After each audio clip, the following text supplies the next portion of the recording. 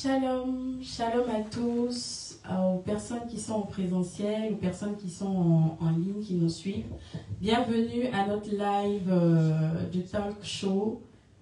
Soyez bénis et nous croyons fermement que Dieu est au contrôle de toutes choses et qu'il va encore nous enseigner la parole en ce jour. Autrefois, le ministère prophétique était mal vu, était mal perçu dans l'entendement de certains chrétiens et tout. Et de plus en plus, on remarque que ça a évolué et que on prend plus conscience des signes, des prodiges, des prophéties qui ont été données par certains prophètes.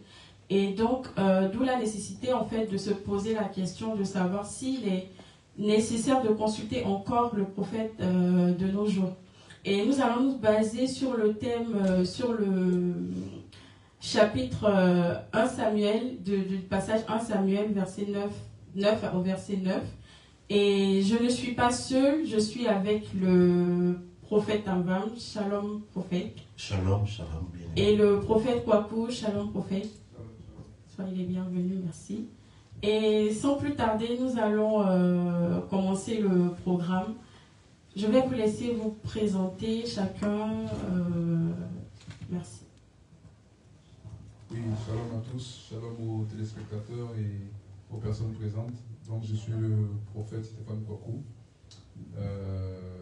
J'ai commencé le ministère il y a de cela maintenant depuis 2008-2009.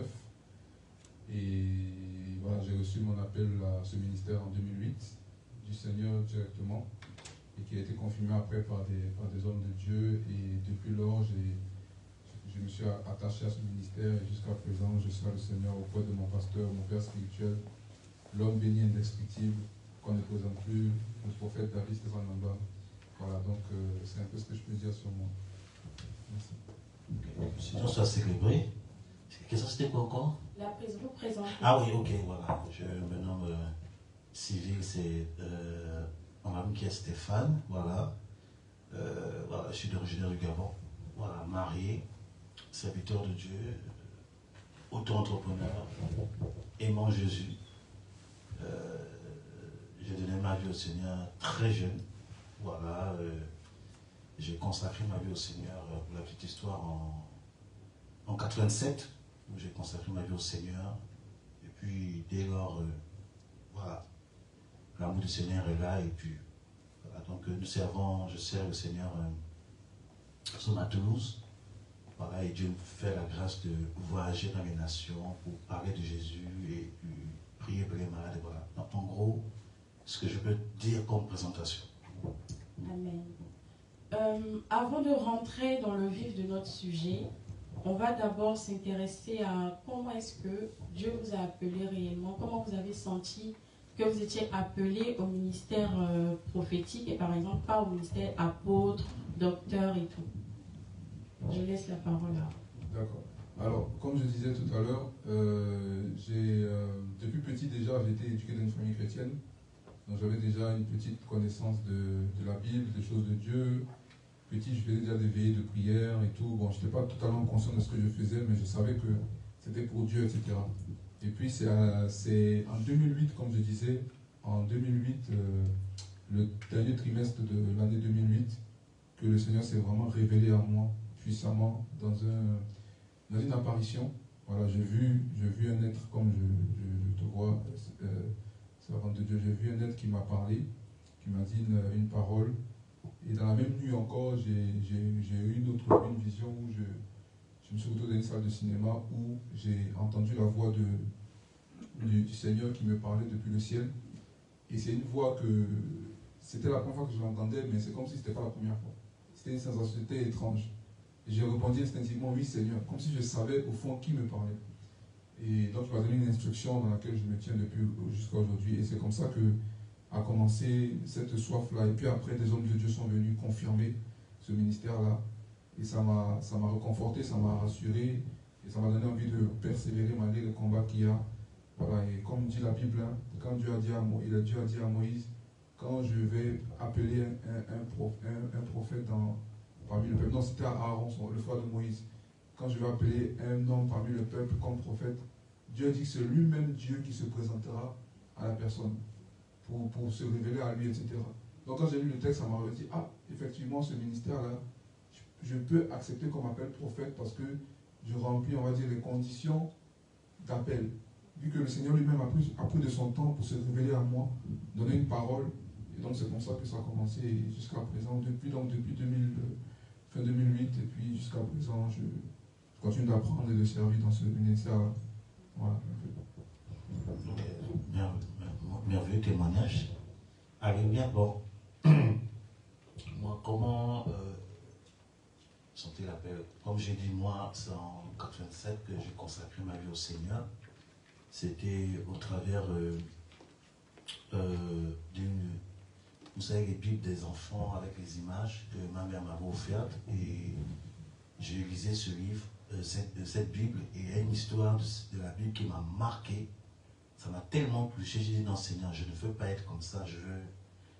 C'est l'histoire dans le livre je crois que c'est dans les Chroniques, où il y avait un jeune roi, j'ai oublié le nom, un jeune qui est devenu roi, je crois à l'âge de 7 ans, et qui était coaché par un sacrificateur.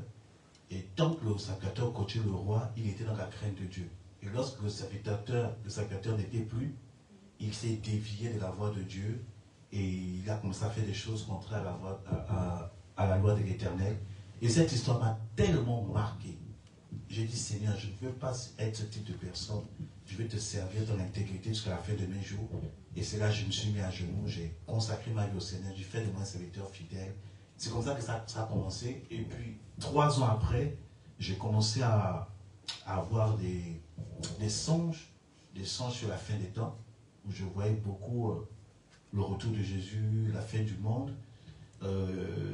Et quelques temps après, il y a ma mère qui m'avait pris avec une de mes nièces. Il y avait Renard Banquet qui arrivait au Gabon. Elle nous a amené à la croisade de Renard Banquet. Là, j'ai vu des miracles, bien aimé, des miracles. C'est là que j'ai dit, la Bible ne mentait pas. Les miracles extraordinaires. Et la chose qui m'avait vraiment choqué, c'est que il pleuvait, vraiment, la pluie était torrentielle. Ça commençait à venir. Et Renard Banquet a pris la parole.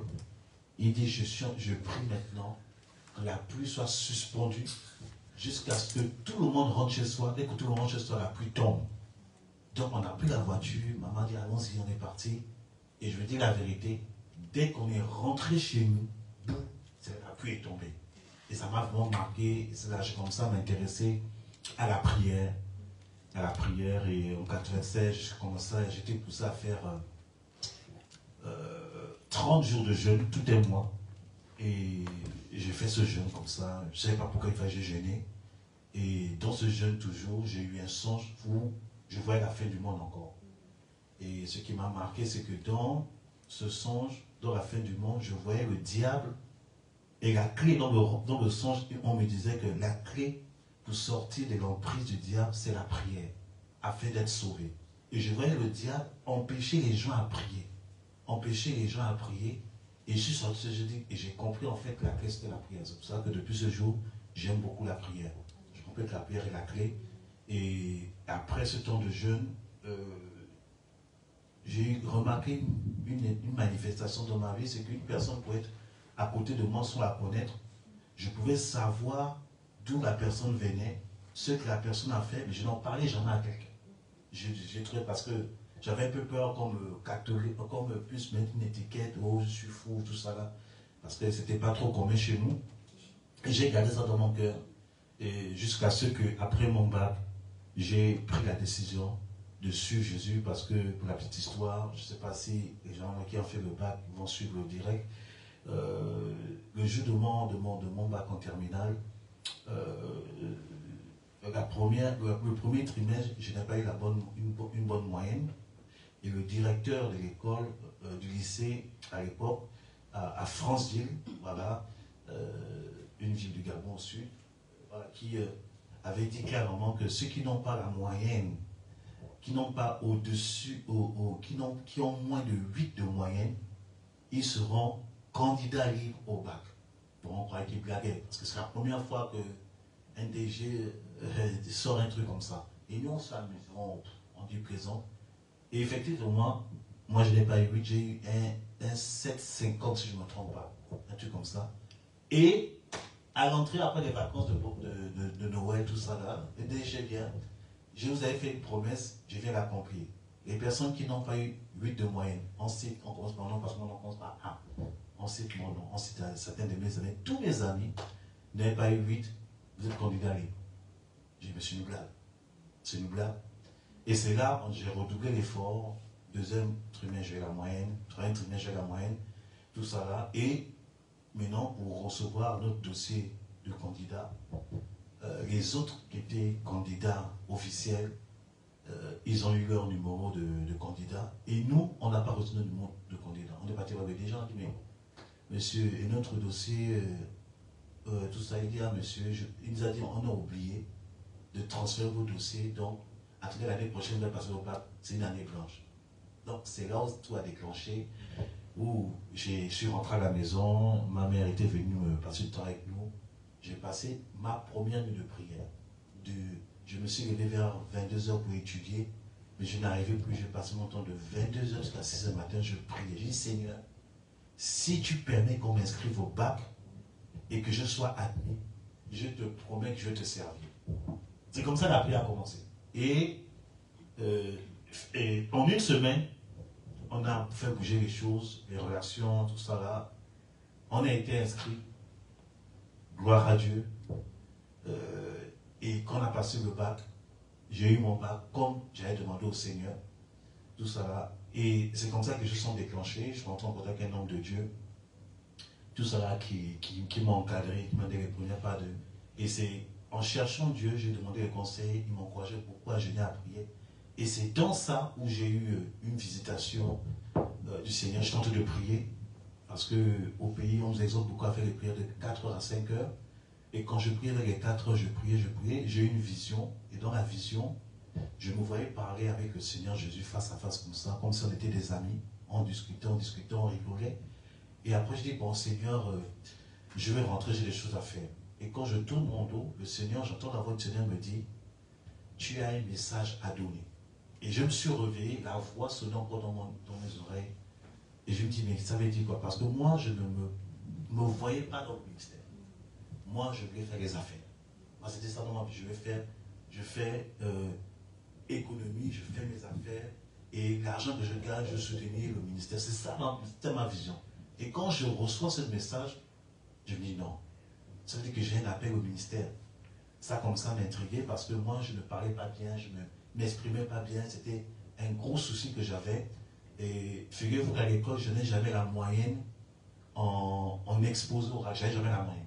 En écrit, parce que je ne savais pas m'exprimer, tout ça là. Et c'était ça ma crainte. Et j'ai cherché Dieu. Et puis, l'homme de Dieu qui m'encadrait à l'époque, l'évangile Zigou Camille, que je salue, m'a dit une fois, Dieu m'a dit que tu as un appel, que tu es un prophète et un évangéliste en même temps. C'est là que j'ai vu la confirmation. Et figurement, effectivement, les manifestations que j'avais quand j'étais plus jeune étaient revenues. C'est que quand quelqu'un, avant que mon téléphone ne sonnait, j'entendais mon téléphone sonner et j'entendais déjà la conversation que je devais avoir. Et quand le téléphone sonnait, quand je répondais, c'était exactement ce que j'avais vu précédemment. Et j'ai commencé à vivre des choses comme ça, que Dieu me parlait de l'avenir, des choses comme ça, et jusqu'à ce que Dieu confirme par des aînés que voilà, tu as appelé à tes ministères. Voilà. Waouh! Quel beau témoignage, franchement, que Dieu vous bénisse encore, prophète Avin et prophète Papou. Et vous, on va revenir sur votre témoignage. C'est que quand vous avez senti l'appel de Dieu au ministère prophétique, ça a été immédiat ou progressif? Est-ce qu'il a fallu travailler davantage sur ce don? Le don a été... vous avez vu automatiquement le don de vision, d'entendre la voix de Dieu. Est-ce que tous les dons se sont manifestés en même temps ou ça a été progressif? Il a fallu prendre des temps de prière intense, chercher Dieu et comment ça s'est passé? Je laisse la parole à... Comme vous voulez. Bon, moi, pour ma part, Bon, moi, j'ai remarqué que Dieu a toujours été dur avec moi. Dieu ne me donne pas les choses facilement comme ça. Il faut que je lutte. Ça, c'est ma personnalité, c'est mon appel. C'est comme ça que Dieu fonctionne avec moi. Mais je reconnais déjà que moi, comme je disais précédemment, ça a commencé par des songes. Je faisais beaucoup de songes. Je voyais l'avenir, je voyais la fin du monde, je voyais des choses. Il y a des choses que je voyais dans les songes, quand je me levais, ça se réalisait. Quelqu'un se présentait devant moi, je ne connaissais pas, je savais que la personne, c'était déjà inné, c'était déjà là. C'était déjà là. Et quand je me suis vraiment engagé avec le Seigneur, c'est par la vie de prière que les choses ont commencé à se débloquer.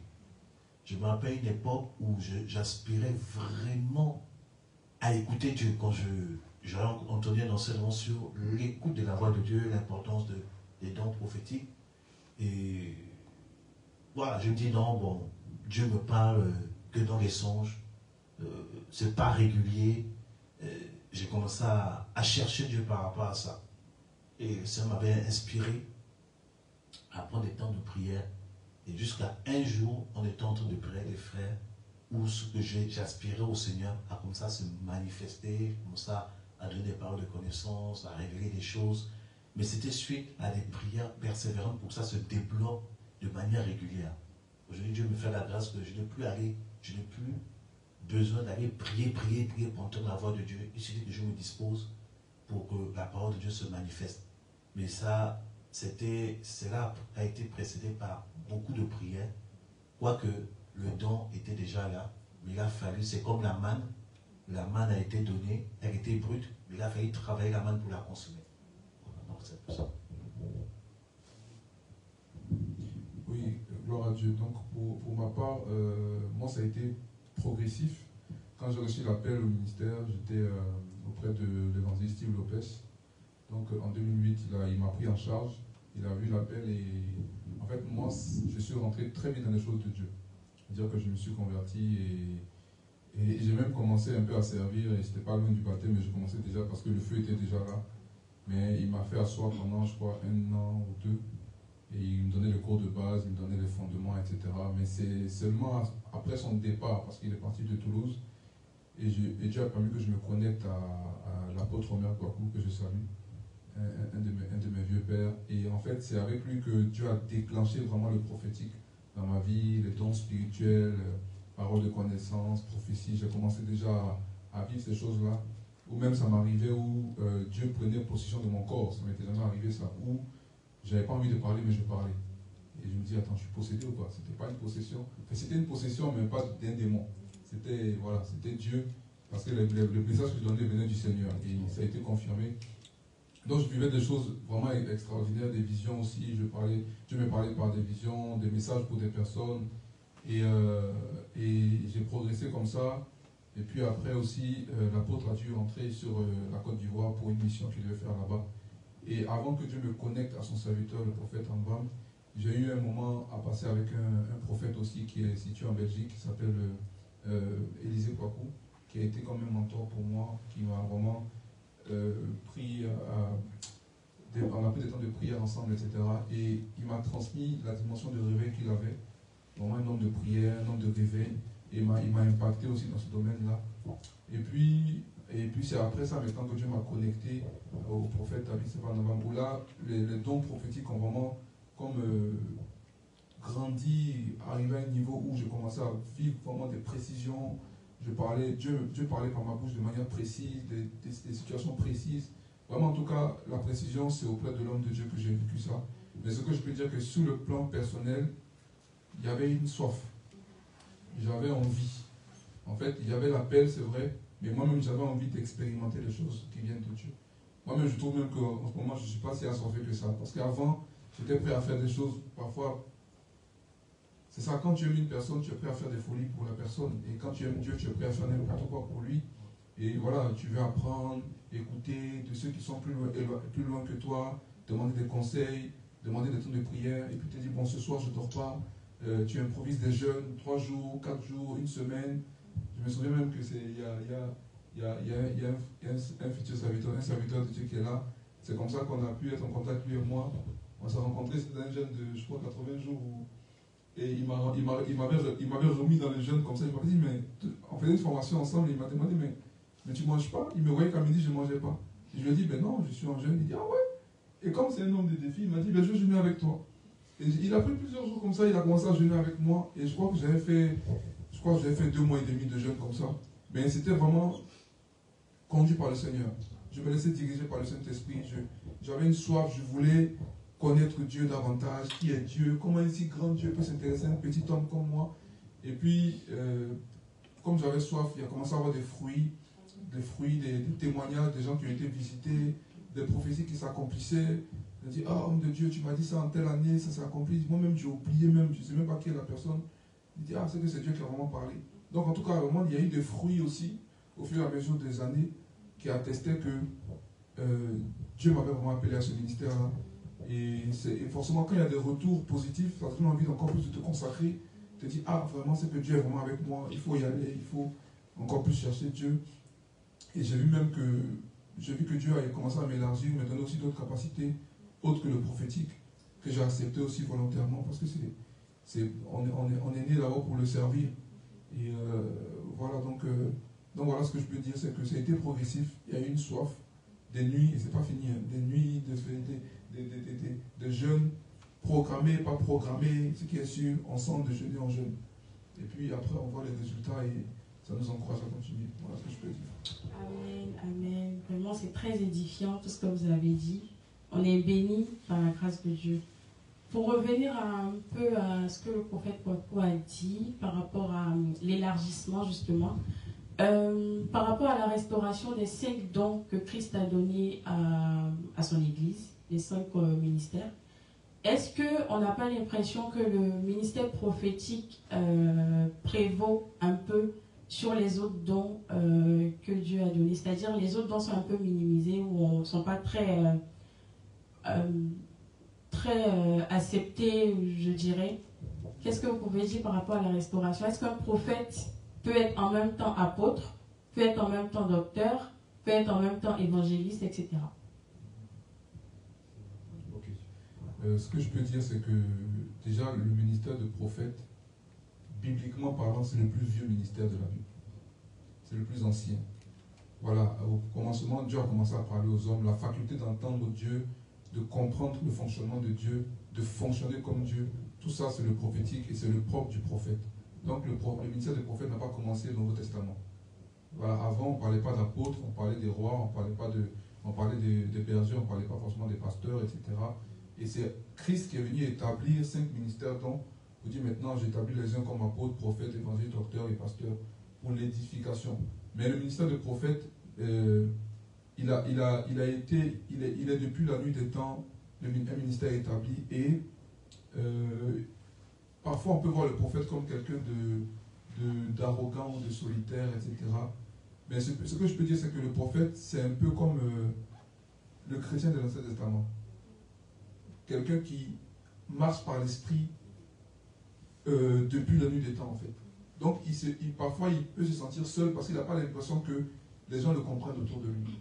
Donc, soit il va s'isoler dans son coin, soit il va rester qu'avec des prophètes, comme lui, qui peuvent se comprendre. C'est pour ça que dans l'Ancien Testament, on parlait beaucoup des troupes de prophètes. Ils restaient entre eux parce qu'ils se comprenaient entre eux. Mais parfois, quand il n'y a pas de prophètes consacrés autour d'eux, ils restent dans des grottes. Parce qu'ils n'arrivent pas à exprimer clairement ce qu'ils vivent, ils expérimentent et tout. Donc, ce n'est pas que le prophète se sent supérieur aux autres ministères, mais le même esprit qui a animé les prophètes de l'Ancien Testament, c'est le même esprit qui anime les prophètes du Nouveau Testament. Ce n'est pas un esprit différent, en fait. C'est pour ça qu'il y a toujours cette attitude-là pour le prophète de rester à l'écart. Ce n'est pas qu'il se sent mieux que les autres, mais c'est comme ça que Dieu a configuré ces hommes-là. Parce qu'être capable de dire, Dieu m'a dit, de te dire, il ne faut pas que du courage. Il faut aussi que celui qui t'a parlé te donne l'assurance que celui qui t'a parlé. Et parfois, c'est vrai qu'il faut rester dans son coin et puis être sûr que, voilà, quand tu dis, parce que quelqu'un, par exemple, qui n'est pas dans le ministère de prophète, il peut trouver prétentieux que tu viennes lui dire, Dieu m'a dit. C'est quand même prétentieux. Tu dis, mais toi, tu es qui et puis Dieu te parle. Mais toi, pourtant, tu sais qui t'a parlé. Tu sais qui t'a rencontré. Donc, tu sais sur quoi tu t'appuies pour dire Dieu m'a dit. Et donc, c'est pour tous ces éléments-là que, généralement, en tout cas, à mon humble avis, les prophètes sont un peu dans leur coin. Parce qu'ils veulent juste garder l'authenticité de leur appel et puis s'assurer qu'ils sont toujours en train de plaire à celui qui les a appelés. C'est comme s'ils sont obsédés par le désir de plaire à Dieu. Ils sont vraiment des amoureux de Dieu. Un vrai prophète, c'est d'abord, c'est pas les prophéties, il est amoureux de Dieu, littéralement. Dieu a capturé son cœur. Et s'il y a bien une chose qu'il ne veut pas faire, c'est décevoir Dieu. Donc c'est pour ça que, est-ce qu'ils sont supérieurs aux apôtres, aux évangélistes ou autres? Moi je pense que c'est une complémentarité, une vraie complémentarité. Et c'est comme dans une maison, il y a plusieurs pièces, il y a plusieurs fonctions. Dieu ne fait rien sans parler. Donc c'est quand même un ministère très important parce que Dieu a toujours parlé avant d'agir. C'est comme ça. Et donc le prophète, c'est celui par qui Dieu parle quand il veut exprimer ce qu'il a à faire. Et si on ne considère pas le ministère du prophète, c'est comme si on ferme la bouche de Dieu. Et on dit en gros, vivez comme vous voulez, il n'y a pas de révélation, etc. Voilà ce que je veux dire. Ok, très bien. Wow. Est-ce qu'on peut rendre gloire à Dieu pour répondre au prophète? Alléluia. Gloire à Dieu. Voilà. Non, comme il a dit, le ministère prophétique est le plus vieux ministère. Le premier prophète de la Bible, c'est Abel, qui dit les Écritures. Et l'Ancien Testament a été écrit par un prophète. La Bible se finit par un prophète. Donc, en parlant de Jean. Et un prophète, comme je dis, selon mon témoignage, celui qui m'encadrait à l'époque, Dieu lui a dit que j'étais prophète et évangéliste. C'est pour ça que Dieu est né aussi le ministère d'évangélisation mobile. Je fonctionne d'abord au ministère avant d'ouvrir l'église. Je fais beaucoup d'évangélisation. Et là, on est en train de travailler pour reprendre cet état d'esprit. Le ministère prophétique n'est pas supérieur. Le ministère prophétique, on est tous au même niveau. On se complète. Éphésiens le dit clairement qu'il a donné les dons aux hommes, les uns apôtres, prophètes, évangélistes, pasteurs et docteurs, pour le perfectionnement des saints en vue de l'œuvre du ministère. Donc, chaque ministère est complémentaire. Chaque ministère est complémentaire. Il n'y a pas de... Le prophète n'est pas supérieur à l'évangéliste ni au pasteur. D'abord, nous, dans le cadre de ce ministère, nous collaborons avec le pasteur Simeon, voilà, qui est un homme extraordinaire. Donc, c'est un pasteur. Il est un pasteur, il a un côté enseignement que j'apprécie beaucoup. Tout ça là, en Allemagne, on collabore avec un pasteur, le pasteur David, voilà, qui est pasteur, mais ça me fait plaisir de travailler avec lui. Tout ça là. Donc, si déjà un prophète dit qu'il se croit supérieur aux autres ministères, c'est qu'il n'a rien compris du plan parfait de Dieu. Parce que il n'y a pas que la prophétie. On a besoin de l'apôtre pour bâtir, pour donner l'architecture de l'œuvre de Dieu. On a besoin de l'évangéliste pour gagner les termes, remettre l'amour de Jésus-Christ de Nazareth. On a besoin de pasteurs pour paître les brebis, voilà, guérir les cœurs qui sont blessés. Voilà, on a besoin des docteurs pour nous faire asseoir dans la parole de Dieu. Et le prophète est là souvent pour donner les directives sur ce que Dieu veut faire dans l'avenir, donner des orientations. Donc c'est complémentaire en fait. Les 5 ministères, c'est comme les 5 mains de la main. Voilà. Tu ne vas pas dire que ce doigt est supérieur à l'autre, on est complémentaires. Si les 5 mains ne travaillent pas ensemble, on ne pourra pas bien travailler. Donc voilà, donc il n'y a pas de supériorité, c'est une complémentarité. Donc le prophète a besoin de l'apôtre, comme il a besoin de l'évangéliste, comme il a besoin du pasteur. Il y a des choses que le prophète fait que l'apôtre ne peut pas faire. Il y a des choses que l'apôtre fait que le prophète ne peut pas faire, etc. etc., etc. Donc un prophète peut avoir des grâces qui vont accompagner le ministère que Dieu lui a donné. Par exemple, en parlant de Jean, la Bible qui était parmi les apôtres. Il parlait des 12, mais finalement on s'est rendu compte que non, c'était un prophète. C'est pour ça qu'il a écrit Apocalypse en tant que prophète. Donc un prophète peut avoir des grâces par rapport à la mission que Dieu lui a donnée. De même que l'apôtre, de même que l'évangéliste, de même que le pasteur, de même que le docteur. Je connais un docteur, c'est un docteur du ministère, mais quand tu veux fonctionner, il devient un prophète. Je connais un apôtre, c'est un apôtre du ministère, mais quand tu veux fonctionner, un devient évangéliste. Donc, Dieu te donne un ministère principal, et dans ton appel, il te donne comme des outils, comme des armes, pour t'aider à accomplir la mission et la charge qu'il te donne. Voilà, donc le prophète n'est pas supérieur. Pourquoi aujourd'hui on parle beaucoup du ministère prophétique? On parle parce que c'est par rapport en fait à ce que Dieu veut faire. Parce qu'avant que Dieu ne réalise quelque chose, il parle d'abord. la première venue de Jésus-Christ, vous remarquez dans les Écritures, avant la première venue de Jésus-Christ, il y a eu une troupe de prophètes qui est venue. Il y a eu les Daniel, il y a eu les Jérémie, il y a eu les Ézéchiel, il y a eu les Amos, il y a eu les Osée, il y a eu les Zacharia. Il y a eu une troupe de prophètes. Pourquoi? Ils ont annoncé là, le Seigneur allait venir. Donc il faut qu'on prépare le peuple à recevoir le Maître. Et là, nous sommes à la fin des temps. Je vais dire la vérité, je ne sais plus combien de temps il nous reste. Jésus doit revenir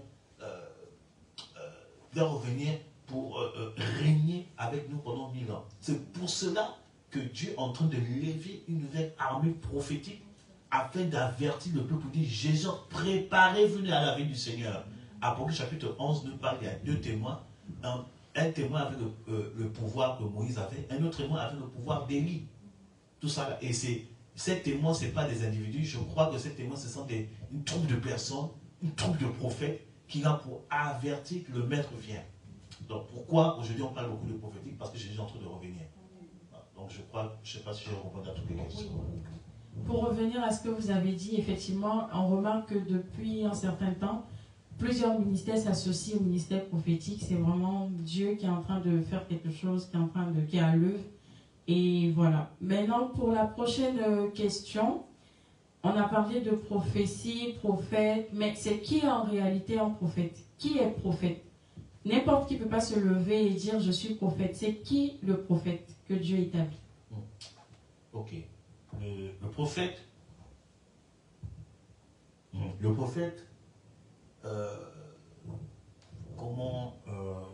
je vais prendre le texte de Jérémie, Jérémie chapitre 1, je crois au verset 5 si je ne me trompe pas, où le Seigneur dit à Jérémie, il dit avant que tu ne sois conçu, je te connaissais et je t'avais déjà établi prophète pour les nations. Le prophète, c'est un appel, c'est quelque chose qui a été prédestiné. Il y a des enseignements, je suis d'accord avec ça, mais en même temps, je dis, c'est discutable, parce que Dieu, quand il appelle quelqu'un, quand il a dit à Élisée par rapport à Azariel, Azariel était né roi, il ne le savait pas. Voilà. Et il a fallu que Ézéchiel lui dit, Élisée lui dit, j'ai vu, tu serais le prochain roi de la Syrie, et il est devenu roi. Alors que Azariel était un serviteur de roi, mais il ne savait pas qu'il avait l'ADN de roi en lui. Donc le prophète, c'est un appel, c'est une chose que Dieu met en toi. Tu es né pour le devenir. Tout ça là. Et qui est prophète? Le prophète, ce n'est pas celui qui prophétise. Donc, tout le monde est appelé à prophétiser en tant qu'enfant de Dieu. Bon, même les marabouts prophétisent, enfin bref, tout ça là. Le prophète, c'est une vie. Voilà. On peut reconnaître un prophète par sa vie d'abord. La vie du prophète est une prophétie. Donc, comme il a dit à Osée, va me prendre une prostituée, tu vas l'épouser. Tout ça là. Alors que Osée était d'abord un sacrificateur. Alors que la loi dit que le sacrificateur ne doit pas se marier, doit se marier avec une fille vierge. Mais Dieu a poussé Osée de violer cette loi pour donner un message à Israël. Et lorsqu'il a épousé la prostituée, qu'est-ce que Dieu a dit? Il dit non, tu vas comprendre ce que je vis avec mon peuple, qui se prostitue avec d'autres dieux. Donc, la vie de prophète, c'est un message pour l'Église, c'est un message pour la nation, c'est un message pour le pays, pour les nations. Donc, on ne se proclame pas prophète. Si tu n'es pas appelé au ministère prophétique, ne cherche pas ça. Il y a des problèmes dans ça. Il y a des problèmes. Il y a vraiment des problèmes, des combats terribles, parce que ta vie là est un enseignement pour les autres. Tu avais su que mon serviteur vit, c'est comme ça que je fais. Donc c'est ça. Déjà, le prophète, c'est d'abord la vie. Je me rappelle une époque, c'était quoi? C'était en 2005. J'ai entamé un jeûne de 7 jours. Je finis le jeûne de 7 jours. J'ai fini le jeûne. Tout ça là. Je veux rompre le jeûne. Et avant de rompre le jeûne, le Seigneur me dit, tu dois rompre avec du lait et du pain. J'ai dit, ok, je vais le faire. Et je voulais un peu dribbler le Seigneur. J'ai appelé un de mes frères avec qui on a l'habitude de passer ensemble, de temps ensemble. Je l'ai appelé, j'ai dit, ah frère, je rends mon jeûne ce soir. Est-ce que tu peux, on va couper, on va rompre, je vais passer du temps ensemble. Il dit, ok, il n'y a pas de problème. Il arrive dans ma chambre.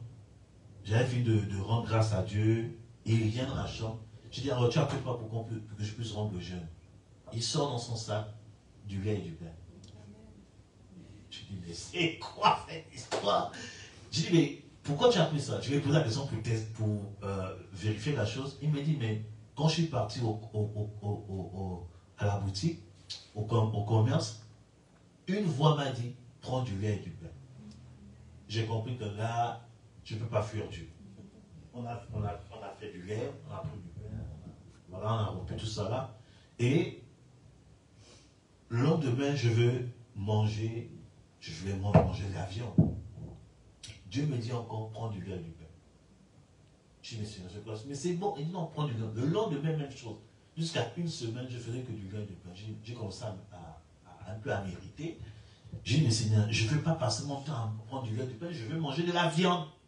Et quand j'ai parlé comme ça, le Seigneur m'a dit, maintenant tu comprends l'attitude des chrétiens. Les chrétiens, au lieu de chercher de la nourriture solide, ils se contentent du lait. C'est ça le prophète. Le prophète, Dieu te fait vivre des situations pour te donner un message et parler à l'église.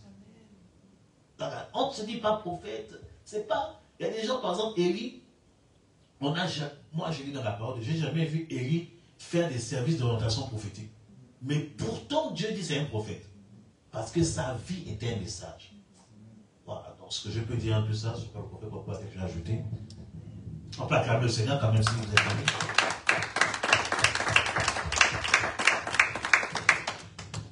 Wow. Nous sommes éclairés, nous sommes vraiment édifiés. Et c'est vraiment une grâce. J'ai juste un passage à lire par rapport à ce que tu as demandé, qui est prophète. Dans le livre de Nombres, chapitre 12, au verset 6, c'est Dieu qui parle, il dit, écoutez bien mes paroles. Lorsqu'il y aura parmi vous un prophète, c'est dans une vision que moi, l'Éternel, je me révélerai à lui. C'est dans un songe que je lui parlerai. Après, il explique que l'appel de Moïse, il explique la particularité de Moïse, parce que Moïse, ce n'était pas quelqu'un à qui Dieu parlait en vision. Dieu parlait par des apparitions. Ça, c'est une dimension vraiment extraordinaire. Et qui est prophète? C'est d'abord celui qui a reçu l'appel personnellement et qui en est conscient. En fait, par exemple, souvent, le prophète, notre vieux père, il peut décider, par exemple, un appel chez quelqu'un, il peut le dire comme ne pas le dire, selon peut-être la maturité ou selon l'atmosphère de la personne, parce que dire à une personne que tu es prophète, c'est un risque, parce que la personne peut s'envoler et ne pas comprendre les dangers. Parce que normalement, quand quelqu'un, on lui annonce qu'il est prophète, il doit pleurer. Il doit se mettre à pleurer. Dieu sait que c'est tellement lourd qu'il dit, bon, ça là, moi-même je vais descendre pour leur parler. Parce que je sais que ce ministère-là, c'est trop compliqué. Donc je n'emmènerai pas simplement un ange. Dieu aurait pu dire que j'emmènerai un ange pour parler. Mais Dieu prend la responsabilité lui-même de dire, je vais moi-même me révéler à celui ou cette personne. Parce qu'il y a aussi des prophètes femmes. Il dit non, je vais aller leur dire, même si c'est en vision, en songe, je vais me révéler à eux. Donc un prophète, c'est d'abord celui qui reçoit de Dieu, en guillemets directement, l'appel. Et que même quand c'est un homme qui lui dit que tu es prophète, c'est la responsabilité de la personne d'aller chercher Dieu ardemment pour dire Seigneur, il faut que tu me parles. Parce qu'il ne faut pas que je m'expose à des forces spirituelles qui ne sont pas adaptées à ma vie. Et puis je vais commencer à... Parce qu'on a vu ça, hein, on a vu des personnes qui au bout de 1 an de conversion, 2 ans de conversion, se font appeler prophètes. Ils n'ont pas peur. Ça devait, même nous, après plus de 10 ans, on a encore peur d'être appelé prophète. Moi-même, sur ma page Facebook, je me fais appeler pasteur. Parce que cette affaire-là, c'est compliqué. Non, mais c'est drôle, mais j'ai mis pasteur parce que même pour écrire prophète, j'ai peur. J'ai dit, mais c'est peut-être quelle affaire où tu es combattu comme pas possible. Tu as l'impression que Dieu lui-même, il n'a que faire de tes besoins ou autres. C'est vraiment un ministère à part. Donc, celui qui est prophète, en fait, un prophète ne revendique pas qu'il est prophète. La plupart du temps. Il ne va pas le crier haut et fort, je suis prophète. Non. Ta vie va le prouver. Ton vécu, ton parcours, ton message. Voilà, le prophète, comme a dit le vieux père, le prophète, c'est un messager, mais il a un message. On doit te voir et dire, malgré ces combats, on voit quand même qu'il y a Dieu dedans. Il y a quand même quelque chose qui vient de Dieu. Donc vraiment, c'est une affaire que... Et comme Dieu tient à ce que ce message soit toujours bien lu, le prophète là, parfois tu as l'impression que sa volonté propre, Dieu n'en a que faire. C'est pour ça que malheureusement, d'autres basculent en tant que faux prophètes, parce qu'ils disent à un moment donné, c'est trop. C'est comme si Dieu n'a que faire de ma volonté, donc je vais faire ce que moi je veux. Donc un prophète, c'est celui qui dit, à qui Dieu dit, va à gauche, il n'est pas censé discuter avec Dieu. Et c'est ce problème-là qui... Parce que tu peux être vrai prophète au début, et après basculer dans autre chose. Mais un vrai prophète, à 90%, vous allez voir qu'ils auront du mal à dire, je suis prophète. C'est pas qu'ils n'assument pas, hein, mais ils sont traumatisés. ils sont vraiment tellement... Dieu les a cassés, qu'ils disent, ah, ce qui est sur le prophète, c'est Jésus. Non, c'est des bruits. Il y a toujours cette phase-là de dire qu'on sait qu'on est prophète, on sait, mais on ne le revendique pas. Voilà, donc quand quelqu'un vient avec beaucoup d'arrogance, moi je suis, c'est compliqué. C'est compliqué. Je vais ajouter un point, c'est ça, parce que parfois nous rions, Jérémie et Ézéchiel ont fait des reproches avec ceux qui s'appelaient prophètes, Ézéchiel 23 et Jérémie 13. Le prophète est un homme de prière.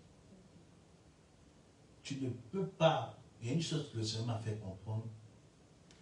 Il dit, mais si tu viens dire à une personne, Dieu m'a parlé de toi, or que tu ne sors pas de ma présence, tu es en train de mentir aux gens.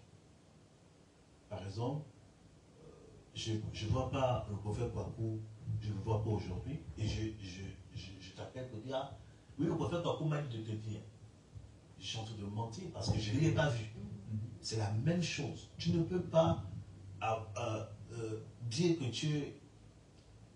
que Dieu m'a dit sans être avec lui dans sa présence.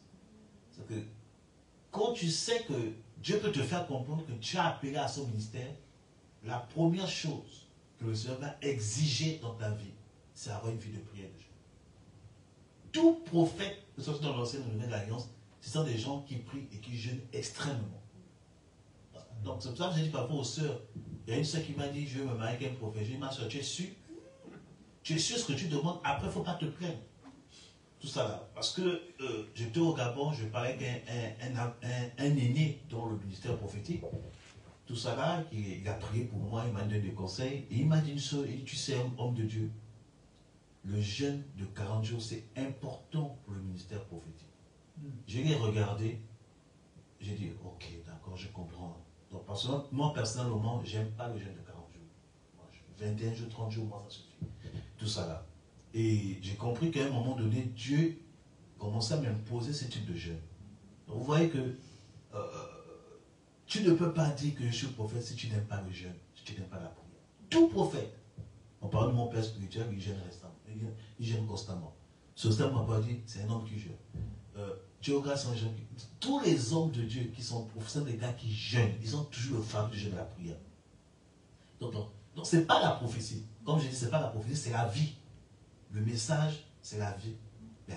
Sa discipline dans la prière. Cette nuit, j'étais en train d'étudier la vie de Daniel. Je me suis rendu compte, mais Daniel, personne ne doit prier. Il a été attaqué à cause de sa vie de prière. Sa vie de prière dérangeait les gens. J'ai dit, mais Seigneur, c'est ça la vie du prophète.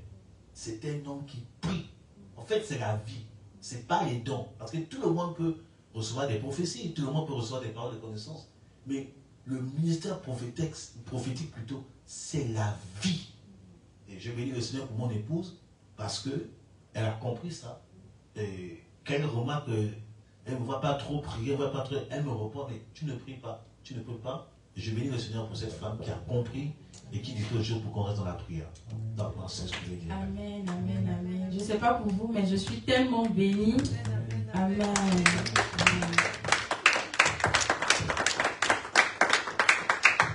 Ok, donc pour revenir, enfin vous avez un peu abordé le thème, c'est que de nos jours, enfin on remarque qu'il y a plus de faux, enfin il y a des personnes qui viennent en tant que prophète, je suis prophète, je suis prophète, je suis prophète, alors que c'est du faux, c'est du fake. Comment discerner justement le vrai prophète du faux prophète. Comment, sur quels critères en fait se baser pour dire que celui-là qui me parle, c'est un vrai prophète établi par le Seigneur? Voilà la question un peu.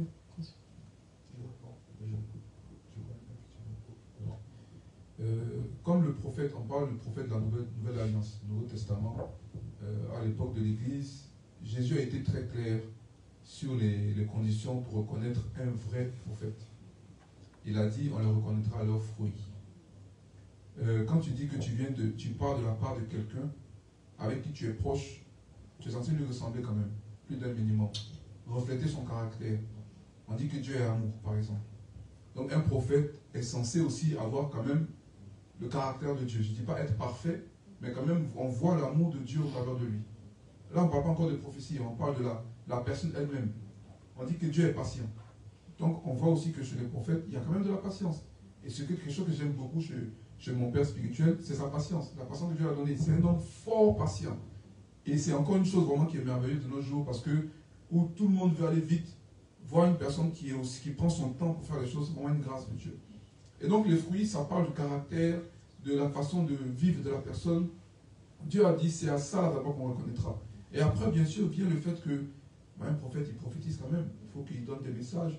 Et aussi que les messages s'accomplissent. Voilà, c'est important pour aussi voir que, vraiment, ça vient de Dieu. Mais avant ça, on ne peut pas se fier juste pour dire, il prophétise, ça se manifeste, donc c'est un vrai prophète. Non. Quel est son caractère? Et aussi, quelle est sa doctrine? Qu'est-ce qu'il enseigne? De quoi il parle en fait? Est-ce qu'il parle de Jésus? Il glorifie qui? Il parle de lui-même, il parle de son histoire, parce qu'on peut prendre sa propre histoire pour rendre témoignage, c'est vrai. Mais un prophète, c'est un porte-parole. Donc il porte la parole de Jésus. Il parle de Jésus plus que de lui-même. Et à cela, on peut reconnaître que, effectivement, ce n'est pas quelqu'un qui ne fait que parler de lui, mais il parle de celui qui l'a envoyé, parce que ça reste un messager. Donc à cela, on reconnaît un vrai prophète par son caractère, sa manière d'être, sa manière de se tenir, comment est-ce qu'il traite les gens. Parce que si Dieu aime chacun d'entre nous, le prophète aussi se doit d'aimer chaque personne, à la manière que Dieu veut. Voilà ce que je peux dire par rapport à comment reconnaître. Amen. Que le Seigneur soit célébré. Je vais juste lire ce texte dans Apocalypse chapitre 19, verset 10. Il y dit ceci. Alors je me jetai à ses pieds pour l'adorer, mais il me dit, garde-toi de le faire. Je suis ton compagnon de service, ton compagnon et de tes frères qui ont le témoignage de Jésus. Adore Dieu, car le témoignage de Jésus est l'esprit de la prophétie. Le témoignage est l'esprit de la prophétie. Tout ce que le prophète Kwaku a dit, c'est exactement ça. Mais je vais juste acheter ce point. Un prophète qui vient du Seigneur glorifie toujours Jésus. Il glorifie toujours. Il ne prend jamais la gloire qui est réservée à Jésus. Aujourd'hui, nous voyons, bon, il y a certains, ce sont des vrais, mais qui sont rentrés dans un mouvement qui me dérange un peu. Je crois que ça dérange aussi le Saint-Esprit, parce que je crois avoir le Saint-Esprit aussi.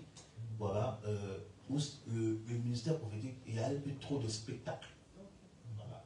Et c'est dangereux, c'est dangereux. Un moment de ça peut être bien, mais il faut faire très attention, il faut faire la part des choses, il ne faut pas exagérer. Tout ça là, où ça devient trop spectaculaire, où c'est l'homme de Dieu qui a prophétisé, l'homme de Dieu. Ouais, Dieu a utilisé cet homme, mais n'oublions pas que c'est Jésus qui fait ces choses. Tout ça, il faut toujours glorifier Jésus. Et si l'homme de Dieu ne glorifie jamais Jésus, il prend plaisir de prendre la gloire, là il commence à dévier. Et aujourd'hui, on voit beaucoup de personnes qui ne rendent jamais la gloire à Jésus, mais c'est tout le temps c'est moi. Je suis prophète éternel, envoyé de Dieu. Je vois. Il n'y a jamais la gloire appartient à Jésus. C'est Jésus qui a parlé, c'est Jésus qui a intervenu comme ça. Bien aimé, je me pose souvent des questions. L'esprit de la prophétie glorifie toujours Jésus, témoigne toujours de Jésus. Et le ministère prophétique, ce n'est pas le spectacle, le ministère prophétique est là pour gagner les âmes. L'onction prophétique est là aussi pour sauver des vies. Voilà. Et bon, le ministère prophétique qui ne sauve pas les vies, bien aimé, je me pose des questions. Donc, la gloire à Jésus. La gloire à Jésus. La gloire à Jésus. C'est Jésus qui parle, c'est Jésus qui agit. Et il faut qu'on revienne à cela. Nous glorifions Jésus pour sa gloire et sa fidélité. Voilà. Amen, amen, amen, amen. Ok, bon, pour une dernière question avant de rentrer dans le vif du sujet, parce qu'on n'y est pas encore. Ok. C'est que on a parlé de vrais prophètes. Ok, on considère que cet homme est un vrai prophète. Est-ce que ces prophéties qu'il donne l'engagent par exemple, quand il donne une prophétie sur une nation, sur des choses qui doivent arriver, et que ces choses n'arrivent pas finalement? Est-ce que, même pas à une nation, à une personne en face de lui qui donne des directives, des orientations prophétiques sur sa vie, et que derrière, la prophétie ne s'accomplit pas, n'arrive pas tout simplement. Est-ce que le prophète est engagé? Est-ce qu'il a engagé, sa crédibilité, on va dire, est engagée, ou c'est le fait de l'enfant de Dieu qui n'a pas su peut-être prier assez pour voir l'accomplissement? Est-ce qu'il a engagé dans la prophétie qu'il donne? Voilà la question. Amen. Très bonne question. Bon, je ne vais pas rentrer dans ce cours, mais je pense au texte de Ésaïe qui est venu parler au roi. C'était Osée, c'est ça, je ne me trompe pas. Le roi qui allait mourir, c'était le roi qui Ézéchias, voilà. Il a dit au roi, dans 15 jours, tu vas mourir. Il a prophétisé officiellement, certainement devant ses serviteurs. Tu vas mourir dans 15 jours. Mais qu'est-ce que Oséas a dit? Oséas a dit non. Il s'est mis à prier. Il a prié. Et le même prophète qui est venu pour dire tu vas mourir dans 15 jours est revenu pour dire Dieu ajoute 15 ans. Voilà. Donc c'est que il y a des prophéties qui peuvent être modifiées. Voilà. Tout dépend aussi de la personne qui reçoit la prophétie. Il y a des prophéties qui peuvent être modifiées, soit par la vie de prière. Voilà. Tu peux modifier une prophétie par la vie de prière. Tu peux, voilà, il y a des choses, des prophéties qui peuvent modifier. On parle aussi de Samuel. Samuel est parti chez Ésaïe. Samuel s'est trompé 7 fois dans la prophétie. Il a dit, je ne vois point le roi, le futur roi d'Israël. Tout ça là. Il s'est trompé avec les 7 fils d'Ésaïe, jusqu'à ce qu'il dit bien, tu n'as pas un autre enfant. Tout ça là. Donc, est-ce que le fait que Samuel s'est trompé 7 fois, ça fait de lui un faux prophète? Non. Voilà. Tout bon prophète, tout vrai prophète se trompe aussi. Si, il y a beaucoup d'hommes de Dieu qui n'aiment pas entendre parler de ça. Non, non, tu peux te tromper dans la prophétie. Tout ça. Mais ça ne fait pas de toi un faux. Tout ça. Samuel s'est trompé, ça ne fait pas de lui un faux. Tout ça là. Tu peux te tromper dans quel sens? Soit tu peux avoir une image, tu peux entendre quelque chose et mal interpréter les choses. Et tu dis, voici Dieu me dit, oh, ce n'est pas ça la prophétie. Tu peux dire que, il y a une fois, il y a une de mes fils spirituels qui est au Gabon qui m'a appelé, il y a quoi, 5 ou 6, 7 ans en arrière, elle m'a appelé pour me dire, ah voilà, homme de Dieu, je dois déposer mon dossier pour travailler dans la fonction publique, tout ça là, en tant que diplomate, tout ça là. Et qu'est-ce que Dieu te dit par rapport à ça? Est-ce que tu peux prier? On a prié et j'ai donné une parole prophétique, j'ai dit non. Je ne sais pas, c'était entre juillet, août de 5-6 ans en arrière, et j'ai dit à la personne non. Le mois d'octobre, ton dossier va se débloquer, sois en paix. Et j'ai dit pour te montrer que c'est Dieu qui me parle, j'ai dit je me retrouve dans le lieu où tu as déposé le dossier. Et j'ai commencé à décrire la pièce, décrire l'entrée, tout. Elle dit c'est exactement ça. J'ai dit si Dieu m'a montré ça, c'est que ton dossier va se débloquer le mois d'octobre. Le mois d'octobre vient, il n'y a rien. Elle m'appelle, mais tu as dit le mois d'octobre. Je suis en train de prier, je dis mais je vois que ton dossier va aboutir. Je vais encore dans d'autres précisions. Elle dit c'est ça. Je dis mais c'est bon. Tout ça. Et moi, je commence à poser des questions. Décembre passe, janvier, une année vient. Le mois d'octobre prochain, tout ça là. Elle dit on l'a appelé pour dire que non, voilà, on est en train de te. Je dis ah, c'est le mois d'octobre, il n'y a pas de problème. Bien aimé, 5 ans est passé. Plus rien. Plus rien. Mais cette année-ci, elle m'appelle au mois d'octobre pour me dire que non, son dossier est passé, elle doit commencer le travail en octobre. Quand elle m'a dit ça, c'était quel mois? Octobre. J'ai dit, mais souviens-toi de la prophétie. Elle dit oui, mais 5-6 ans après. J'avais bien vu le mois, mais je n'avais pas vu l'année. Donc, par ça, on va se dire que je me suis trompé. Parce que j'ai mal interprété. J'ai dit octobre. Et donc j'ai déclaré en octobre de cette année-ci. C'était en octobre, effectivement, mais c'était en octobre dans 5-6 ans. Ouais. Rien que par là, ça ne fait pas de moi un faux prophète, c'est juste une erreur d'interprétation. Voilà. Donc, voilà. Donc, il y a ça. L'homme de Dieu peut mal interpréter les choses et dire des choses. Et aussi, la personne qui reçoit la prophétie aussi, qui doit rentrer en prière. Et il a entendu le bruit qui annonçait la pluie. Tout ça, c'est une image de la prophétie. Mais qu'est-ce qu'il a fait? Aussitôt, il est rentré en prière pour que la prophétie puisse se manifester. Daniel a vu que les 70 ans étaient accomplis. Il a fait 21 jours de jeûne pour activer les choses et jusqu'à ce que l'ange vienne lui dire que non, tu es exaucé depuis. Mais il y avait le prince de Perse, une principauté démoniaque qui empêchait la parole de venir. Donc il y a tous ces paramètres qu'il faut analyser par la grâce de Dieu. Gloire à Dieu. Merci Seigneur, merci à son serviteur. Un prophète, je crois aussi qu'un prophète doit être décomplexé. Décomplexé parce que quand on lit la Bible, la plupart des prophètes qui ont écrit n'ont pas vu l'accomplissement de la prophétie. Ils ont écrit des choses, ils ont écrit des choses, ils ont écrit des choses, ils sont morts.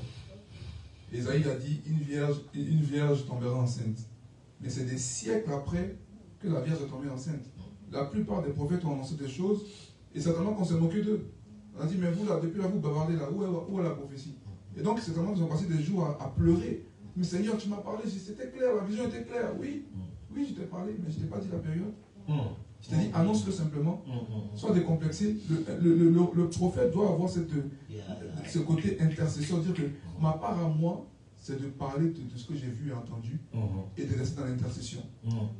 Voilà, parce que le moteur de l'accomplissement de la prophétie, c'est l'intercession. Un prophète aussi s'inscrit dans l'intercession, il prie.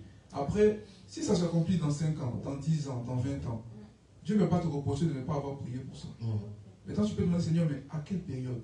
Parce qu'on dit même dans la Bible que les prophètes ont fait de la venue du Messie l'objet de leur recherche. C'est-à-dire qu'eux-mêmes, ils recherchaient à quelle période exactement leur prophétie allait se réaliser. Et qu'eux-mêmes se disaient, mais on a parlé de lui, il va venir, les mains et on va percer ses mains, on va percer ses pieds, il va. Mais c'est quelle période? Eux-mêmes, ils se posaient là, eux-mêmes qui prophétisaient, ils se disaient, mais Seigneur, mais c'est quand même compliqué de dire tout ça là, nous on est là. Un peu comme Noé à l'époque, Noé a prophétisé qu'il allait pleuvoir. Les gens se sont moqués de lui, il dit, mais pleuvoir comment? On n'a jamais vu la pluie comme tu dis là. Il va pleuvoir jusqu'à ce que ça va couvrir les montagnes. Qu'est-ce que tu racontes?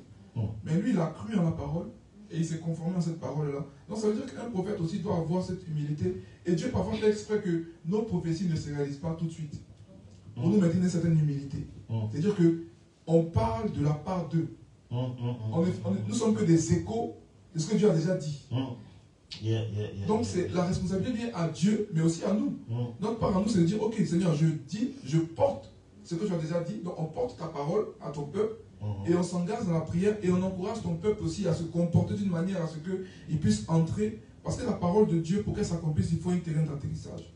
Qu'on appelle l'obéissance. Le respect des instructions.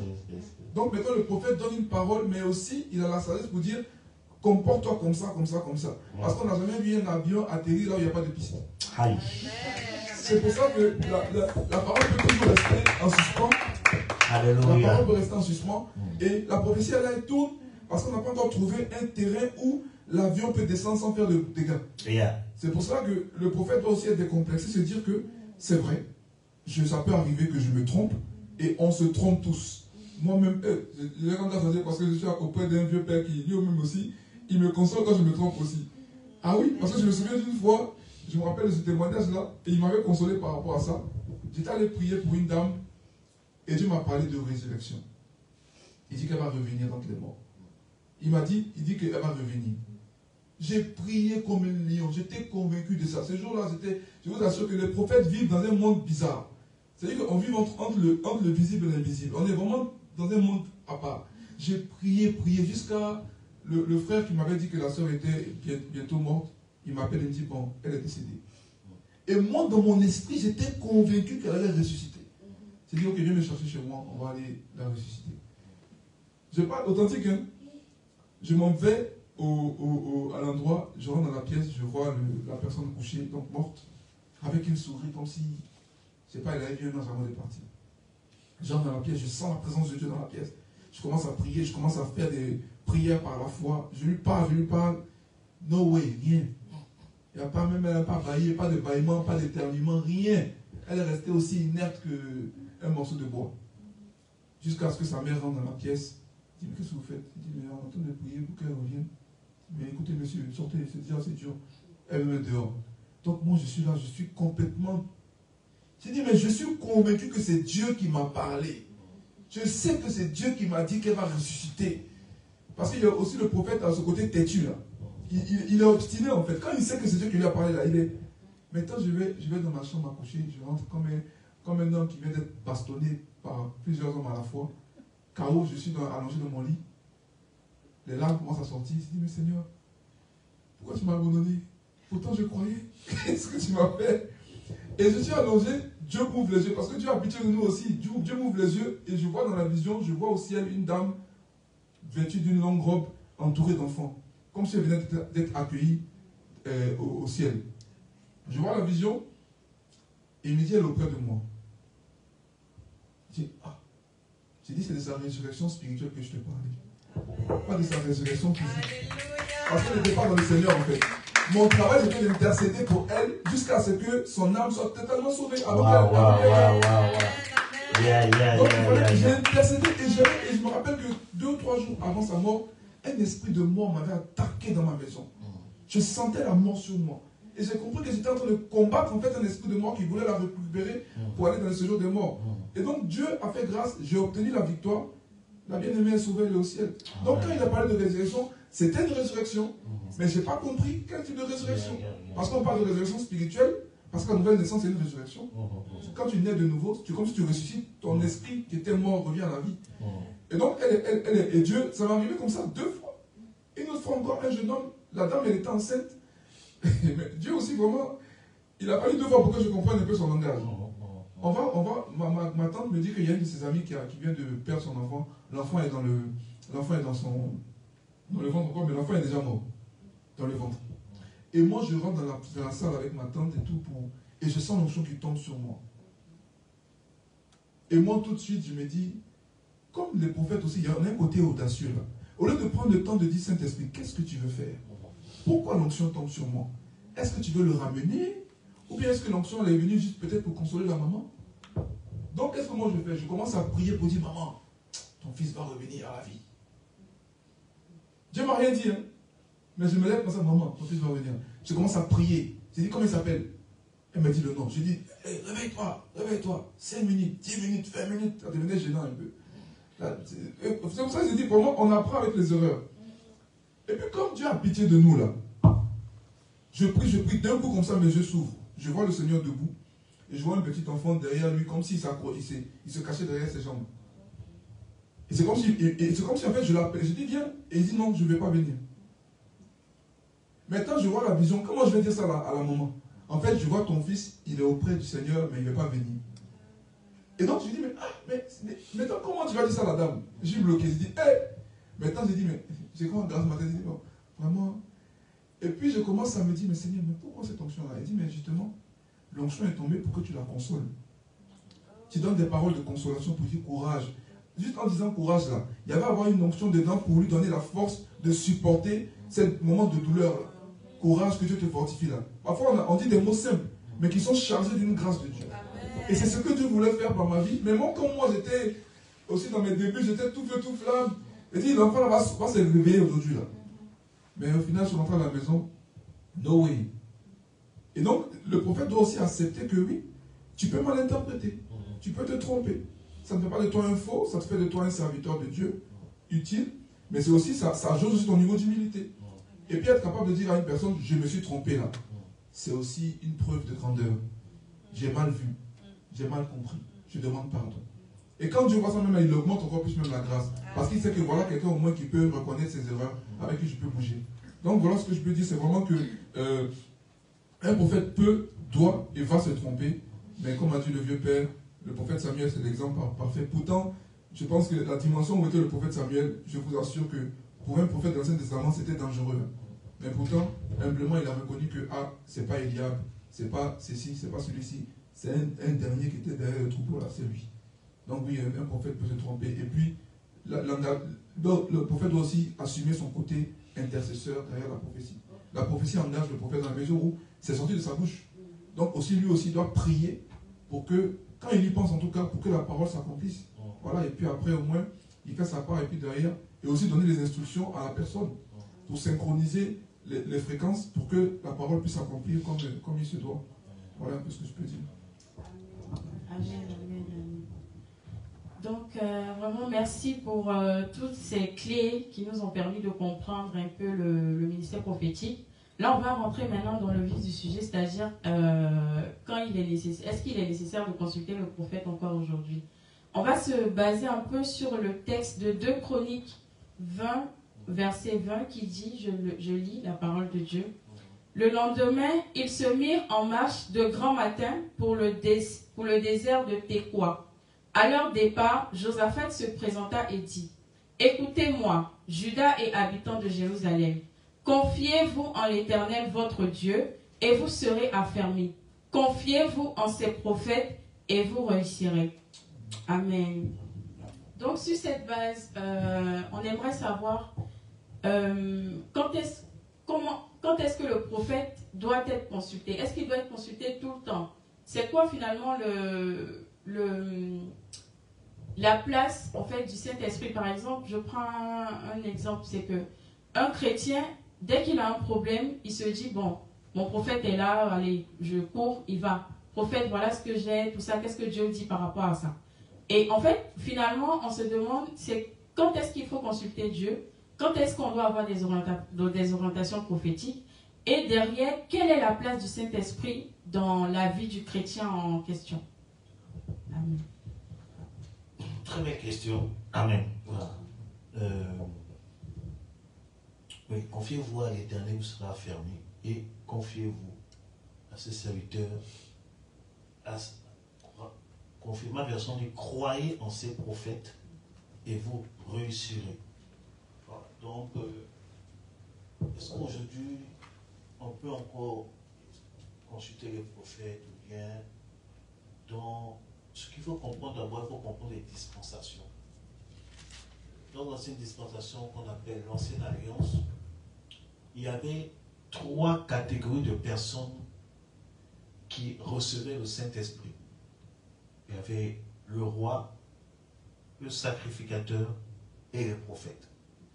Donc, quand ils recevaient le Saint-Esprit, ils avaient une certaine proximité avec le Seigneur dans l'entente et l'écoute de la voix de Dieu. Mais le peuple ne recevait pas le Saint-Esprit, c'est pour cela que quand tu voulais connaître les lois, tu partais voir le roi, qui était en même temps aussi juge. Quand tu voulais connaître la parole et les lois de l'Éternel pour la sacrificature, les sacrifices, tu partais voir le sacrificateur. Et quand tu voulais entendre la voix de Dieu, tu partais voir les prophètes. C'était comme ça que Dieu avait organisé les choses dans l'ancienne alliance. Et maintenant, dans la nouvelle alliance, la Bible nous fait comprendre que, selon Apocalypse chapitre 1, verset 5 à 6, qui est le texte de base de son chrétien l'alliance royale, que Jésus a fait de nous des rois et des sacrificateurs. Donc, quand tu donnes ton cœur à Jésus, tu es roi et sacrificateur. C'est que tu as accès à la loi de l'Éternel qui est la parole de Dieu. Voilà, donc tu dois avoir une vie de méditation personnelle, une vie d'intercession personnelle. Et tu es aussi roi dans le fait de régner dans le domaine dans lequel Dieu t'a oint. Mais aussi le troisième aspect prophétique, dont on trouve ça dans le livre de Jean, chapitre 10, où Jésus dit, « Mes brebis entendent ma voix et me suivent. » Voilà, donc quand tu donnes ton cœur à Jésus, tu es censé avoir la capacité d'entendre la voix de Dieu. D'où le troisième volet, le côté prophétique. Dans la nouvelle alliance, il est important d'abord de développer d'abord son intimité avec Dieu. Tu dois avoir une intimité avec Dieu. Tu dois être capable d'entendre Dieu déjà à ton niveau. Et maintenant, les ministères prophétiques dans l'optique de nouvelle alliance ont pour but de confirmer ce que Dieu t'a déjà dit dans le cœur. C'est ça en fait la norme de la nouvelle alliance. Quand un prophète prophétise, c'est juste pour confirmer. Parce que tu peux recevoir quelque chose, mais quand tu n'es pas assez mature, est-ce que c'est Dieu qui me parle? Et le prophète vient dire, Dieu me dit. Et tu dis, ah, ça confirme ce que Dieu a dans mon cœur. Amen. Voilà. Donc c'est un peu ça l'optique, un peu dans la nouvelle alliance que nous comprenons les Écritures. Oui, dans cette optique, oui, on peut consulter le prophète pour avoir des confirmations, ce qui est dans le cœur, pour que tu sois rassuré et que tu rentres dans le domaine dans lequel Dieu a prévu. Waouh, merveilleux. Là, je pense que le vieux père a tout dit. Hein. Je pense qu'il a tout dit vraiment. Si un prophète te rend dépendant de lui, il se pourrait qu'il n'ait pas été appelé par Dieu. Parce qu'il y a cette volonté-là. La Bible dit que Dieu a établi les ministères pour le perfectionnement, pour l'édification. Si au bout de... en fait, un vrai prophète ne va jamais te vouloir que tu sois dépendant de lui. Il va te pousser toi-même à aller chercher Dieu. Voilà, Dieu m'a dit ça, mais toi-même va prier aussi. Voilà, il y a toujours cette phrase-là. En tout cas, c'est ce que mes pères m'ont appris, que quand tu donnes une parole, fais pas comme si la parole dépend que de toi. Il faut aussi faire comprendre la responsabilité de la personne. Et que oui, je prie, mais toi aussi tu dois prier, toi aussi tu dois t'engager, toi aussi tu dois... Donc vraiment, c'est cette complémentarité-là qu'il faut mettre en place. Donc, par rapport à cette problématique-là, je pense que le vieux père a tout dit. Hein. Je pense que c'est assez clair et qu'il faut... Oui, je pense que j'ai pas... C'est très clair. Est-ce qu'on peut acclamer cet esprit pour sa parole? Alléluia. Et un autre point que je vais ajouter, prophète, c'est dans le sens aussi, comme je dis, le prophète doit responsabiliser. Le prophète aussi doit former aussi le peuple de Dieu en tant qu'à voix de Dieu. Amen. Ah, ok. J'ai anticipé prophétiquement. Alléluia. Donc le prophète doit enseigner le peuple de Dieu, le former à entendre la voix de Dieu, d'où les écoles des prophètes. Les écoles de prophètes, c'est pour aider le peuple de Dieu à entendre Dieu à leur niveau. Discerner. Bon, un homme de Dieu a dit que non, bon, dans la niveau de l'alliance, on n'entend plus Dieu, on discerne la voix de Dieu, parce que Dieu parle déjà par sa parole. Bon, donc les écoles de prophètes, c'est ça, pour nous montrer comment tu dois capter la voix de Dieu à ton niveau. Comment tu dois discerner quelque chose. Comment tout ça. Parce que les gens tombent dans cette erreur après l'école de prophète. Oui, j'étais à l'école de prophète. Le prophète David Stéphane en parle. Ouais, j'ai fait la formation. Il a prié pour moi. Je suis prophète. Non, l'école de prophète ne fait pas de toi un prophète. Non, jamais. Pour fonctionner en tant que prophète, c'est autre chose. Mais l'école de prophète, c'est pour apprendre aux enfants de Dieu d'entendre la voix de Dieu et de marcher par l'esprit. Voilà. Afin de ne pas accomplir les idées de la chair. Voilà, donc je sais qu'il y a beaucoup de personnes qui... j'ai eu beaucoup de débats avec certains serviteurs qui ne comprenaient pas pourquoi on fait les écoles de prophètes. Tout ça là, bien aimé, ce n'est pas pour que les gens dépendent de nous, c'est justement pour que les gens ne dépendent plus de nous, pour qu'eux-mêmes ils sachent comment ils font. Parce que nous, parfois on peut voyager, parfois on peut faire une mission de longue date, mais si on n'est pas là, comment ils vont entendre la voix de Dieu? Il faut déjà qu'on les apprenne à le faire. Et voilà, donc c'est un peu ça. Bon, voilà. Dieu soit sérieux.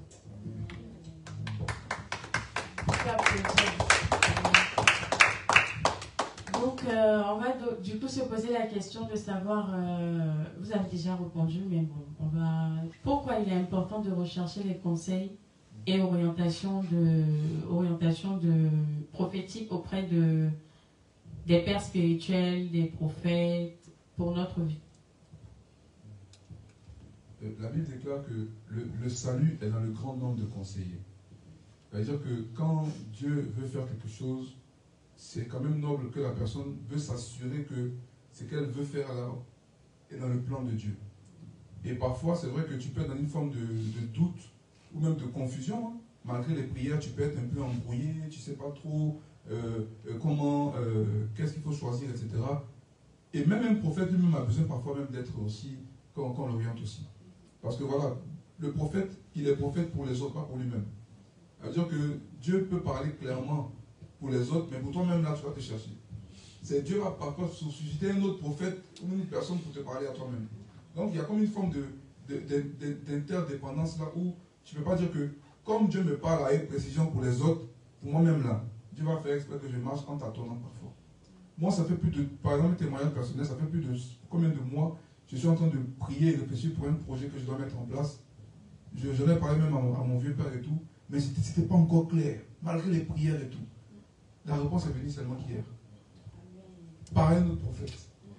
Pourtant, par la grâce de Dieu, quand même, Dieu nous parle sur des personnes, on donne des orientations claires et tout. Mais sur nous-mêmes là, voilà, comme quoi, un manguier ne mange pas de mangue. Yes. Alléluia. Tu peux porter du fruit, mais c'est toujours pour les autres, c'est pas pour toi-même. Donc, on accepte ça humblement et on dit, ok Seigneur, on suit le mouvement que tu nous donnes. Et c'est ce que je peux dire, hein, c'est que il faut vraiment pousser le peuple de Dieu à être dépendant du Saint-Esprit. Yes. Si à bout de 5 ans, 10 ans, ton peuple est toujours dépendant de toi, mais je sais que ce n'est pas le cas ici à Alliance Royale. Gloire à Dieu. Mais quand tu vois c'est comme si le peuple, le serviteur lui-même se fatigue. Parce que tout repose sur lui. Voilà, c'est pour ça que Dieu tient à ce qu'on grandisse vite. Et bien surtout. Comme ça, on se responsabilise et puis on peut soulager que, voilà, quand on s'occupe des bébés et que les plus âgés puissent eux-mêmes avoir leur propre autonomie. Donc, voilà ce que je peux dire. Amen. Je veux juste un peu. Acclamons au Seigneur, acclamons le Saint-Esprit. Je veux juste prendre un texte dans Proverbe chapitre 4, à partir du verset 1. Proverbe 4, verset 1, il est écrit ceci. Enfants, écoutez l'instruction de votre Père et soyez attentifs pour connaître la prudence. Amen. Donc, voilà, c'est un peu un texte qui démontre en fait l'importance de prendre des conseils auprès des anciens. Pourquoi? Auprès des anciens, auprès des pasteurs. Pourquoi? Parce que l'ancien a traversé ce que tu es en train de traverser. Donc, il est capable de te dire en avance, voilà, ne fais pas ça, mais prends plutôt ce chemin. C'est des choses qu'il a comprises en 5 ans, il va te redonner en 1 seconde. Donc tu rachètes le temps en fait. Voilà. Donc c'est l'importance aussi de prendre des conseils pour gagner du temps en fait. Amen, amen, amen. Ça rejoint la prochaine question qui est les avantages et les bénéfices qu'on a d'avoir des orientations prophétiques. Vous avez déjà dit qu'on va plus vite. On a des quand on tâtonne, on a des précisions et s'il y a d'autres choses à ajouter, on est tout oui. Voilà. Amen. Je vais m'appuyer sur un témoignage. Je crois que le prophète Sosthène Mabouadi. Est-ce qu'on peut célébrer le Seigneur pour l'homme de Dieu, le prophète Sosthène Mabouadi, avec une grande bénédiction. Voilà. Le prophète Steve Lopez m'avait appelé. Je ne sais plus c'est quelle période, là, ils étaient à Abidjan à un moment donné. Il m'a appelé, il dit, mon frère, toi tu es un voyant. J'ai perdu, je ne sais pas, c'était, je crois le passeport, son passeport, il me trouve le passeport avec le sac, avec sa femme. Est-ce que tu peux me dire où se trouve le passeport, s'il te plaît, parce que tu es un voyant, tout ça là. Bien aimé, il y a aussi dans le ministère prophétique, il faut aussi reconnaître ton domaine. Voilà. J'ai dit, mon gars, je suis un voyant, mais pas dans ce domaine. Voilà. Si tu me parles de détecter la personne qui combat ta vie, tout ça, oui, je vais te dire la personne. Mais retrouver les trucs perdus, je ne vais pas te mentir, tu as perdu du temps avec moi. Vois plutôt le prophète Sosthène Mabouadi. Et il a appelé le prophète Sosthène Mabouadi. Tout ça, le prophète Sosthène Mabouadi a répondu à l'appel. Et il a demandé au prophète, voilà, dès qu'il a posé la question au prophète Sosthène Mabouadi, aussitôt, le prophète Sosthène Mabouadi, dans le sac se trouve là, il a décrit avec exactitude. Ils sont partis voir, ils ont retrouvé exactement le sac où c'était. Il a dit, les personnes qui avaient volé le sac, Dieu te justifie. Il a décrit. Ils ont retrouvé le sac avec le passeport, ils ont pu voyager. Voilà. Donc voilà un peu. Dieu aussi des avantages de recevoir les orientations prophétiques. Voilà, ça te fait gagner du temps justement. Quand il s'appelle comment? Saül avait perdu les années de son père, il était perdu. Il ne savait pas comment il faut faire. On va dire non, on connaît quelqu'un là, lui il va te montrer. Et quand il est parti, non seulement il a dit que les années étaient retrouvées, et non seulement il a ajouté la parole prophétique pour dire, mais toi, tu seras le prochain roi d'Israël. Tout ça là. Donc, Voilà, c'est aussi l'importance de ça. Parce que tu peux perdre des choses, tu peux pas comprendre ta destinée, tu peux traverser une situation, tu ne comprends pas pourquoi. J'étais à Bordeaux en septembre, il y a une personne qui est venue, il y avait les temps de réception, et il y a une personne qui était venue, qui ne comprenait pas pourquoi il traversait ça. Et par le Saint-Esprit, Dieu m'a donné la sagesse et le discernement pour lui dire en fait ce que tu traverses, parce qu'elle croyait que c'était des démons, qu'elle était possédée, que non. Et par le Saint-Esprit, j'ai fait comprendre que non, ce n'est pas les démons. C'est Dieu qui te prépare. Et quand j'ai commencé à expliquer, pouf, il y a comme une lumière, elle a béni le Seigneur, l'Esprit. Cet esprit a tellement visité, elle était trop contente, elle dit merci, c'est une lumière. Voilà, elle sait là où il faut mettre les pieds, comment il faut avancer. Bon, je ne sais pas si vous pouvez votre que vous ajoutez. En tout cas, je peux reprendre un peu la question. La question, c'est les avantages et les bénéfices qu'on peut tirer des orientations prophétiques qu'on a. Je pense que le Dieu Père a déjà tout dit, gagner du temps. Un exemple simple. Admettons que tu as une idée d'affaires. Tu veux monter une affaire et tu hésites entre 2 affaires ou 3 affaires. Et potentiellement, les 3 affaires fonctionnent. Mais il y a forcément un avis. Et les prophètes, en fait, ont la grâce d'avoir un esprit de sagesse, un esprit de conseil. Ils peuvent voir de manière claire le domaine où tu peux prospérer mieux que tel domaine. Peut-être que pour d'autres, ça peut être le textile, ça peut être là, mais il y a un domaine particulièrement où Dieu sait que là, si tu vas là-bas, tu vas prospérer. Donc, au lieu que tu ailles dans tel domaine, et au bout de 5 ans, te rendre compte qu'au final, si tu aurais mis toute ton énergie sur ce domaine-là, ça allait exploser, au lieu de t'éparpiller, mais en fait, ça te restreint, ça te permet de te concentrer sur le domaine où... Et donc, ça te fait gagner de l'énergie, gagner du temps, et puis gagner des ressources, parce qu'au final, les affaires où tu auras investi, ça n'aura pas marché comme il faudrait. Et tu vas te rendre compte que entre ce que tu as mis comme argent, comme temps, comme énergie, mais si tu aurais mis tout ça là, à l'endroit où Dieu t'a appelé, ça allait exploser, quoi. Donc c'est vraiment cet esprit de conseil là. Il y a plusieurs choses qui peuvent fonctionner, mais toi particulièrement, voilà le domaine où Dieu veut que tu fonctionnes, clairement. Et quand la personne, elle aussi, elle a une sensibilité prophétique, c'est pour ça que c'est important aussi que les enfants de Dieu aient une sensibilité au Saint-Esprit. Dit, ah, ok, ouais, prophète, j'ai entendu ce que tu m'as dit, mais c'est comme une confirmation. Nous, on aime bien entendre, on aime entendre, ah, c'est une confirmation. C'est-à-dire quand même que quelque part, il y a la personne a elle-même déjà des recherches, elle-même déjà, elle est prédisposée à. Mais quand on parle et puis tu es gens, tu es sous, ah bon? Ah, mais Dieu t'a déjà parlé à toi avant de nous parler à nous. Parce que c'est à toi d'abord qui est concerné, c'est pas nous. Nous, on ne fait que confirmer.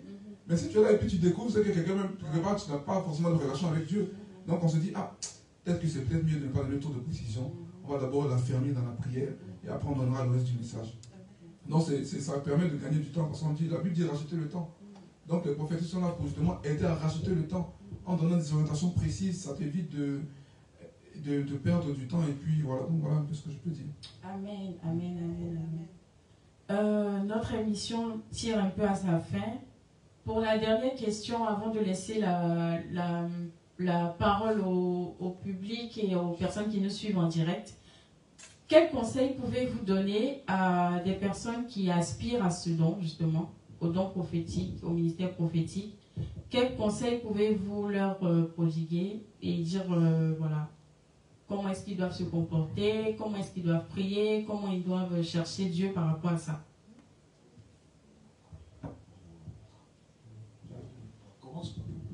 Le conseil, c'est que même si tu as appelé à servir Dieu, que ton appel est authentique, que tu remplis toutes les conditions pour être dans ce ministère-là, seul tu ne pourras pas y arriver, déjà.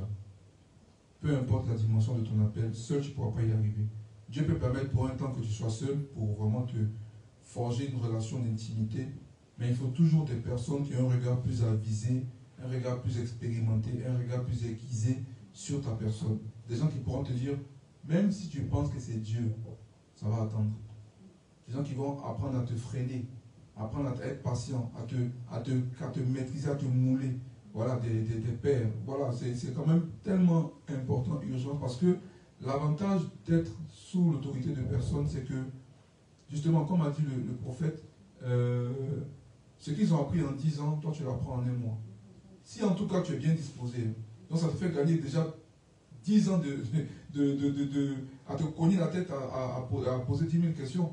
Donc, il ne faut pas être pressé. Parce que Dieu même, quand il est pressé, il marche doucement. Dieu ne subit pas le temps comme nous. C'est nous qui avons la pression de l'âge. Ah, j'ai 40 ans, j'ai 50 ans. Dieu, lui, il n'a pas d'âge. Donc maintenant, il ne faut pas être pressé. Il faut juste surtout laisser le Saint-Esprit nous conduire.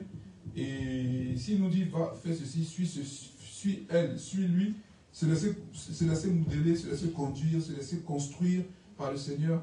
Et surtout, accepter d'avoir des regards sur ce que tu fais. Des regards des personnes qui ont plus de hauteur que toi. Des regards des personnes qui vont te dire, là, tu dérailles. Ou bien là, c'est bien. Voilà, déjà, ça te réconforte, ça te rassure dans ce que tu fais. Et puis, il n'y a pas ce syndrome-là, parce que malheureusement, on va remarquer que quand quelqu'un est appelé au ministère de prophète, il y a au début ce syndrome de « je suis unique ». C'est un peu une petite erreur qu'a fait un de nos ancêtres, qui s'appelait Élie. Il pensait qu'il était seul comme prophète. Et Dieu a dû lui dire « mais non, des comme toi, là, il y en a au moins 7000 ». Comme ça, quelque part. Mais c'est parce que c'est toi que j'ai voulu mettre en avant, c'est tout.